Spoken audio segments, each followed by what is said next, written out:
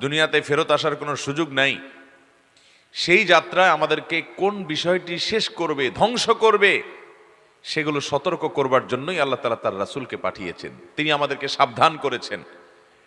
নবী আলাইহিস সালাম বলেছেন, তোমাদের কোমর ধরে ধরে জাহান্নাম থেকে তোমাদেরকে বাঁচার জন্য আমি টানি, বাঁচানোর জন্য চেষ্টা করি, আমি সতর্ক করি।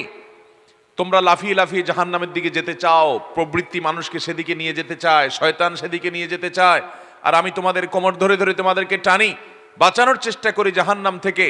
এটাই আমার ডিউটি। নবী রাসূলগণ সবার ডিউটি এটা ছিল, আমাদের নবীজি সাল্লাল্লাহু আলাইহি সাল্লামের ডিউটি এটা ছিল। তিনি সতর্ক করেছেন।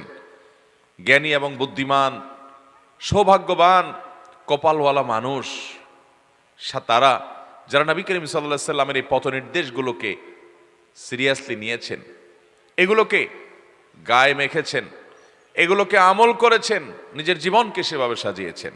আল্লাহ তাআলা